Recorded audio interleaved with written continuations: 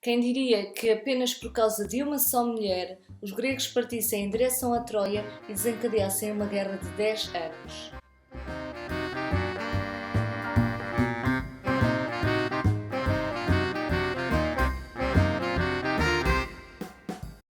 Quando Tétis e Peleu se casaram, todos os deuses foram convidados, menos a deusa da discórdia, chamada Eris. Furiosa por não ter sido convidada, atirou uma maçã para o meio da sala dos convidados, com a inscrição de a mais bela. As deusas Hera, Atena e Afrodite puseram-se então a discutir de qual delas três é que seria a merecedora daquele título. Zeus, que era considerado o pai dos deuses e dos homens, não querendo envolver-se naquela discussão para evitar conflitos, decidiu então nomear o mortal Paris para fazer de juiz daquela disputa e decidir então qual seria a mais bela das três. Paris pediu para refletir um pouco e cada uma das deusas, esperando ser escolhida como a mais bela, foi ter com Paris e fez-lhe cada uma a sua promessa. Hera, a rainha dos deuses, prometeu então a Paris que, se fosse ela a escolhida a mais bela, ela o tornaria o rei mais poderoso do mundo.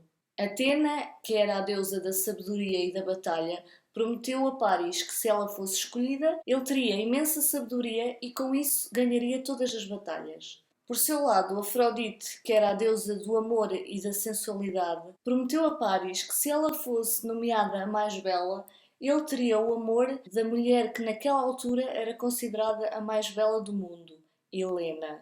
O Paris acaba então por escolher Afrodite e, passado uns anos, ele visita Esparta, onde conhece então Helena, a mulher do Melau, que era o rei de Esparta, e os dois então apaixonam-se e, com a ajuda de Afrodite, fogem para Troia.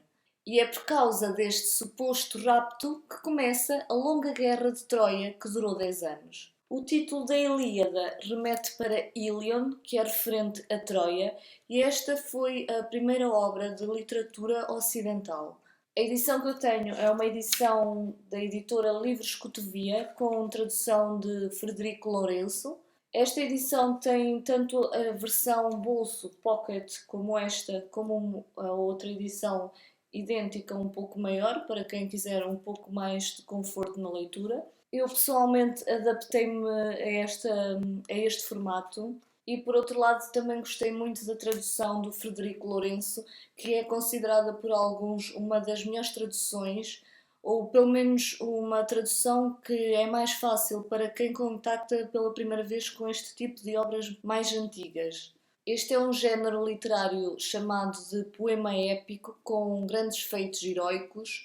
É composto por 24 cantos e cerca de 16 mil versos.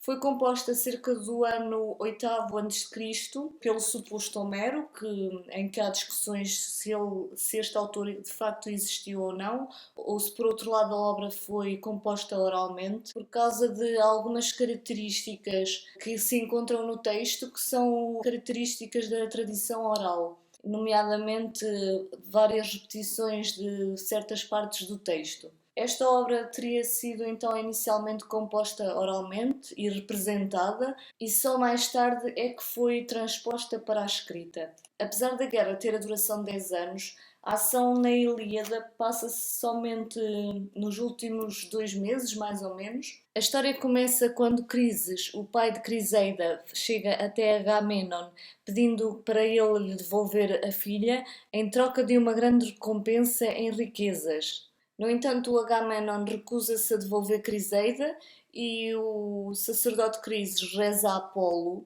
para fazer alguma justiça disto, e Apolo decide lançar uma epidemia no exército grego de uma peste, e é então que o adivinho dos gregos, que se chama Calcas, é convidado a revelar aos gregos porque é que aquilo tudo está a acontecer, e Calcas revela então que a peste só cessará se Criseida for devolvida sem qualquer resgate em troca e ainda seja oferecida uma hecatombe, que é um sacrifício de carnes aos deuses, e só dessa forma é que a peste irá cessar entre os gregos. Perante aquela revelação, o Agamenon decide então devolver a Criseida ao pai, mas por outro lado decide tirar a concubina do Aquiles, a Briseida, o que provoca uma imensa ira ou uma imensa cólera em Aquiles, que a partir daí simplesmente se recusa a combater na Guerra de Troia durante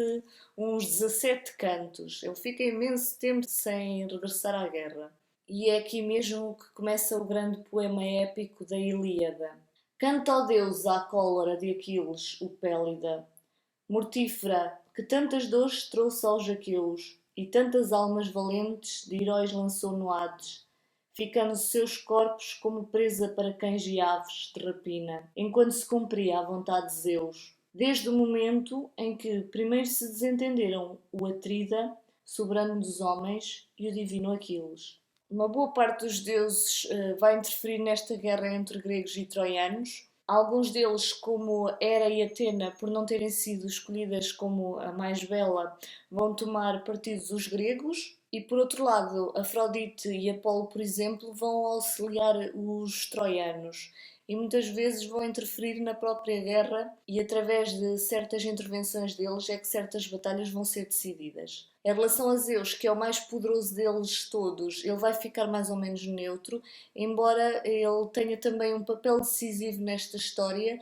porque ele prometeu à mãe do Aquiles devolver-lhe a honra por lhe ter sido retirada a Briseida.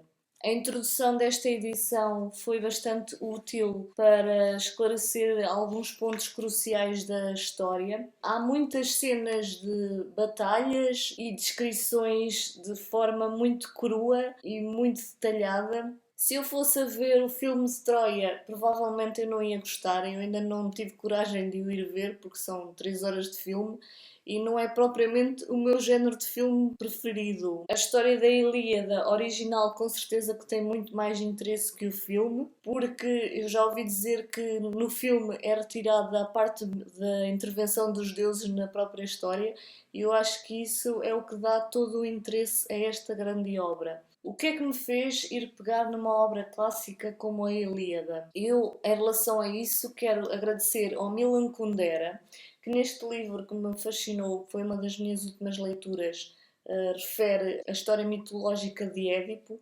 e esta história vai ter um papel decisivo no desenrolar dos acontecimentos da insustentável leveza do ser.